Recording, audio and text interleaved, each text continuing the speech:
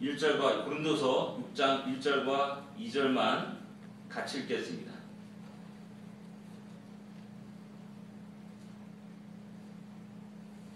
같이 읽겠습니다. 우리가 하나님과 함께 일하는 자로서 너희를 권하노니 하나님의 은혜를 헛되이 받지 말라. 이르시되 내가 은혜 베풀 때 너에게 듣고 구원의 날에 너를 도왔다 하였으니 보라 지금은 은혜 받을 만한 때요 보라 지금은 구원의 날이로다. 아멘. 오늘 예배 끝나고 보타니카는 가니까 눈높이 한 설교를 한 40분 50분 하면 되겠죠. 예. 그렇다고 해서 제가 또 여러분의 마음에 쏙 들게 또 그렇게 하는 사람도 아니고 주의 인도하심에 따라서 어떻게 할지 모르겠습니다. 예, 원래는 뭐 상당히 길은 설교예요. 근데 나는 지난주 줄이려고 애를 썼는데 모르겠습니다. 우리가 생각할 때 우리가 잘못 생각하기 쉬운 것은 뭐냐면은 우리의 주위의 환경이 바뀌어야지만이 우리가 행복해질 수 있다는 그런 생각을 하기 쉽습니다. 근데 고린도후서를 보게 되면은 전서를 읽다 보게 되면 그러기보다는 내 자신이 변해야만이 진정한 행복이 우리에게 있음을 발견하게 됩니다. 고린도 전서는 바울이 고린도 교회에게 변하는 편지입니다. 근데 전서와 후서를 비교해 보면은 많은 차이가 납니다. 전서를 읽다 보면은 책망의 말씀이 많이 나옵니다. 분열의 모습에 책망하고 여러 가지 어떤 우리 인간의 모순된 모습을 갖다가 책망하고 죄를 지적하는 내용들이 많이 나오게 됩니다. 그러나 고린도후서를 딱 넘어가면서 1장에 위로라는 단어를 많이 사용하는 것을 발견하게 됩니다. 이 두 편지는 그 시간적인 공백이 한 수년, 5년, 10년 된 것이 아니었습니다. 어쩌면 수개월 정도밖에 안 되는 그런 짧은 기간에 고린도 전서가 보내졌고 그 다음에 또 후서가 보내졌다라는 사실입니다. 그래서 짧은 시간 동안에 어떻게 이게 엄청난 차이 나는 그런 기록들이 이렇게 전해지게 됐냐는 겁니다. 어떻게 이런 엄청난 차이가 일어날 수 있냐는 것이죠. 예, 분명히 분명한 것은 고린도 교회가 사도 바울의 그 편지를 받고 어느 정도 회개하는, 달라지는 그런 것도 있었을 겁니다. 그러나 무엇보다도 저는 사도 바울이 변한 것은 아닌가 하는 그런 생각을 하게 되는 겁니다. 고린도를 통해서 우리는 그런 사도 바울의 변한 모습을 또 이렇게 종종 찾아볼 수가 있게 됩니다. 6장 1절에 보면 사도 바울은 자기 자신을 이야기하면서 하나님과 함께 일하는 자라고 이렇게 표현하고 있습니다. 하나님과 함께 일하는 자. 무엇을 하든지 사도 바울은 하나님과 함께 일했습니다. 움직일 때, 걸어갈 때, 뛰어갈 때, 일할 때 늘 언제나 그는 하나님과 동행했다는 말입니다. 이 말은 또한 언제나 하나님 앞에서 생활했다는 말도 됩니다. 더 나아가서 그는 어떤 일을 할 때 무엇을 하든지 간에 언제나 하나님과 그 문제를 의논하고 상의하고 살아갔다는 말을 이야기하는 겁니다. 보이지 않는 하나님을 자기 눈앞에 두고 살아가는 사람, 바로 그 사도 바울이 성도들에게 이야기하고 있는 겁니다.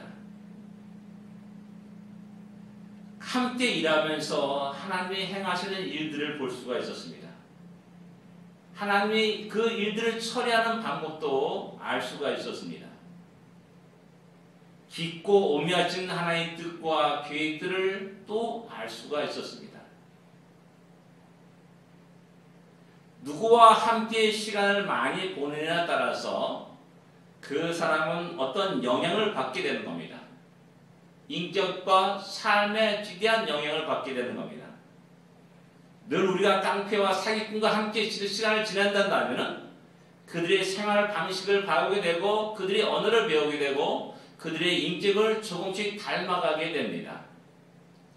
그런데 사도 바울은 언제나 하나님과 함께 일하면서 하나님과 동행하면서 자연스럽게 하나님이 자기를 향해서 원하시는 것이 무엇이며 내 삶이 어떻게 돼야 될지를 잘 알았고 점점 살아가면서 하나님 깊고 오묘하신 뜻과 계획들을 또 특별히 고린도 교회를 향하신 하나님의 놀라운 비전들을 보고 알게 되었다라는 사실입니다. 그러기에 고린도서를 넘어가면서 위로라는 단어를 많이 사용하고 있고 고린도 교회를 향해서 늘 언제나 격려하고 용기를 주고 힘을 주는 그러한 말씀을 쭉 계속하고 있는 겁니다. 그 사도 바울이 제일 먼저 한 말이 1절에 하는 말이 하나님의 은혜를 헛되이 받지 말라라고 이렇게 이야기합니다. 하나님의 은혜를 헛되이 받지 말라. 하나님의 은혜를 물을 흘려버리듯이 그냥 쏟아버리지 말라는 말입니다. 하나님 우리에게 은혜를 주시기를 원하고 날마다 우리에게 은혜를 부어주시는데 그 은혜를 거부하지 말라는 말입니다. 그 은혜를 공허하게 여기지 말고 그 은혜를 그냥 헛되이 흘러버리지 말라라고 하는 것입니다. 이 말씀 속에서는 언제나 하나님의 은혜는 우리와 함께 하십니다. 우리 가운데 일하십니다. 늘 언제나 하나님 우리에게 주의 은혜를 쏟아 부어주시기를 원한다는 사실입니다. 곧 우리에게는 우리 입장에서 보게 되면 우리에게는 너무나 많은 기회가 있었음을 갖다 이야기하고 있는 겁니다. 하나님의 능력을 확인할 수 있는 기회가 우리의 삶 속에 우리의 인생 속에 너무 많이 있다는 겁니다. 하나님이 살아계심을 느끼고 경험할 수 있는 그 기회가 너무나 많이 있는 겁니다. 하나님의 선하심과 인도하심을 느끼고 경험할 수 있는 그 기회가 너무나 많다는 사실입니다. 그런 기회를 헛되이 쏟아붓지 말고 헛되이 흘러버리지 말고 거부하지 말라라는 그러한 이야기를 하고 있는 겁니다. 그러면서 이어서 2절에 보라 지금은 은혜 받을 만한 때요 보라 지금은 구원의 날이로다라고 외칩니다. 지금입니다. 내일이 아닙니다. 과거가 아닙니다. 지금 이 순간 이 장소가 바로 주의 은혜를 받을 만한 그 시간이요 장소요 구원을 받을 만한 그 장소요 시간이라는 사실을 이야기하고 있습니다. 긴박감이 있습니다. 현장감이 있습니다.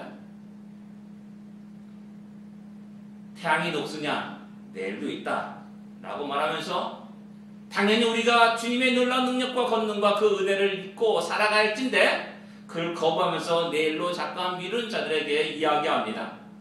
지금이 바로 은혜 받을 만한 때라고 말합니다. 지금이 바로 구원의 때라고 사도 바울은 말하고 있는 겁니다. 이 말씀 속에서는 사도 바울의 감격과 흥분을 느낄 수 있어야 됩니다. 사도 바울은 자기의 삶을 인생을 한번 돌아봤을 겁니다. 야, 주의 은혜는 내일 있을 것인가? 1년 후에 내게 있을 것인가? 아니라는 겁니다. 우리가 잘 알다시피 사도 바울 자신은 스데반의 죽음에 직접 연관된 사람이었습니다. 스데반을 돌로 쳐 죽이는 그 장장 속에 있었고 그것을 봤던 사람이었고 또 대부분 사람들은 그가 검사 위치에서 그에게 사형을 언도했을 것이다 라고 이야기합니다. 그럼에도 불구하고 하나님은 그를 죽이지 않습니다. 주의 은혜가 그때도 있었습니다. 또 그는 많은 크리스찬들을 잡아다 옥에 가두기까지 했습니다. 그리고 더 나아가서 교회를 전멸하려고까지 했던 사람이었습니다. 야수와 같이 끝없이 크리스찬들의 피를 갈구하면서 살아가려고 했던 사람이었습니다. 그러나 하나님은 그를 죽이지 않습니다. 버리지 않습니다. 지옥불에 던지지도 않습니다. 도리어 그를 선택하십니다. 그리고 그에게 사명을 맡기십니다. 그리고 그에게 땅까지 이르러서 증이 되라고 말씀하십니다. 보라 지금은 은혜 받을 만한 때요 보라 지금은 구원의 날이라는 이 말씀은 지금 이 순간이라는 그 순간뿐만 아니라 주의 은혜는 언제나 있었다는 사실을 말하는 겁니다. 주의 은혜는 어느 곳에서나 풍성하게 넘치도록 있었음을 이야기하고 있는 겁니다. 우리를 향하신 주의 은혜가 언제나 어느 곳에나 흘러 넘쳤습니다. 그것을 보는 자는 감사하게 됩니다. 그것을 보는 자는 오늘 현실이 아무리 어렵고 힘들다 할지라도 무릎 꿇지 않고 넘어지지 않고 다시 굳세게 믿음의 발걸음을 내디면서 전진해 나가게 됩니다. 주의 은혜가 어느 곳에 있었습니까? 예, 그렇습니다. 제가 가장 많이 인용하는 말씀 가운데 하나가 로마서 1장 20절의 말씀입니다. 창세로부터 보이지 않는 주의 능력과 놀라움과 권능이 그의 만드신 만물에 분명히 보여 알게다니 이를 핑계치 누구든지 이를 핑계치 못할지라 라고 말씀합니다. 어디를 바라봐도 내 자신을 바라봐도 야 하나님이 오묘하시구나. 하나님의 능력이 놀랍구나. 이 모든 걸 통치하시고 다스려 가시는 그 주님의 그 놀라운 은혜들을 발견할 수가 있습니다. 내가 밟는 한 걸음 한 걸음 속에 그 사실을 확인할 수 있습니다. 이 풍성한 하나님의 은혜를 갖다가 또 게으른 사람은 어떻게 악용합니까? 내일도 하나님의 은혜가 있을 텐데 뭐 오늘 그렇게 구태여 이렇게 애를 쓸 필요가 있느냐라고 이렇게 하는 사람도 있습니다.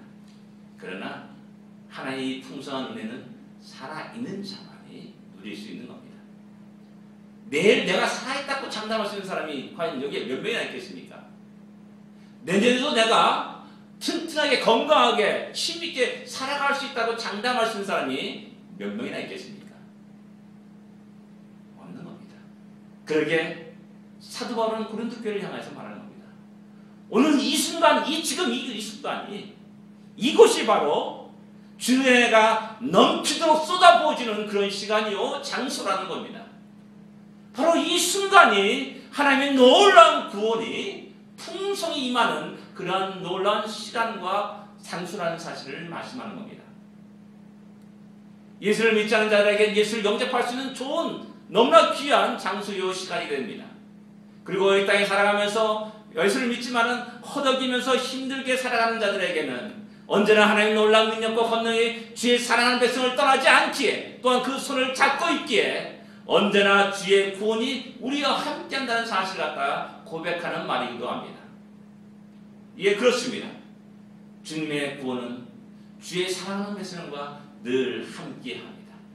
그리고 언제나 어려울 때 힘들 때 우리가 주여 도와주시옵소서라고 기도하고 또한 부르짖게 된다면 하나님은 또 능히 그 모든 것들을 구원하시고 또한 그 어려움에서 우리를 벗어나게 하실 것이라는 사실을 말씀하고 있습니다. 예, 이러한 모든 것들은 또한 역시 구약에 기록된 모든 역사가 또한 하나하나가 다 그런 하나님의 놀라운 은혜와 구원을 이야기하는 것임을 갖다가 우리는 알 수가 있습니다. 구약에 기록된 모든 역사를 갖다가 과거의 사건으로만 생각해서는 절대 안 됩니다. 2000년 전, 1000년 전 그 전 사건이 생각한다면 아무 은혜가 안 됩니다. 모든 일을 향해서 하나님은 너무나 많은 기회를 제공하셨습니다. 너무 많은 은혜를 제공했습니다. 그들이 살 기회를 제공했습니다. 가인에게도 기회를 주셨음을 우리는 잘 알고 있습니다. 바로 왕에게도 10번의 기회를 주셨음을 우리는 잘 알고 있습니다. 언제든지 그는 그 하나님이 행하신 그 일을 보면서 그 하나님의 이름 앞에 무릎 꿇고 주여 제가 잘못했습니다라고 회개하면서 돌이킬 수 있는 기회가 있었다는 사실입니다.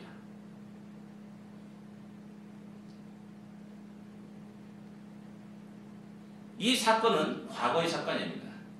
그때 그 당시 그곳을 살아가는 모든 자들 바로왕에게 가인에게 또한 다른 사람들에게는 현재였습니다. 현재 하나님은 그들에게 나타나서 말씀하셨고 보여주셨고 은혜를 베풀기를 원하셨다는 사실입니다. 그 사건을 우리가 지금 기록을 읽고 있는 겁니다.